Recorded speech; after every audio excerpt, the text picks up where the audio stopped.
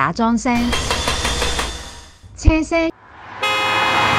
噪音往往令人都好煩厭，但係同樣係噪音，白噪音同粉紅噪音反而可以幫助入眠喎。到底係點解呢？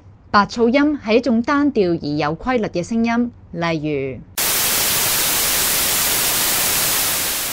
如呢種重複嘅一致性可以蓋過其他突然出現嘅聲音，令人冇咁容易被嘈醒。即使係醒咗，亦都好快瞓得返。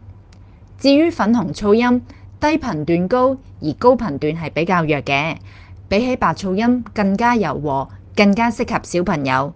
一齊聽下個分別。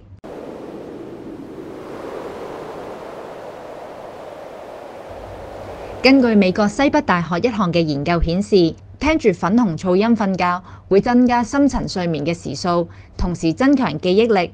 不過，無論係聽白噪音定係粉紅噪音都好，都要留意聲量同埋時數。長期收聽有機會影響聽覺，或者冇辦法察覺到耳鳴等等嘅問題，延誤病情。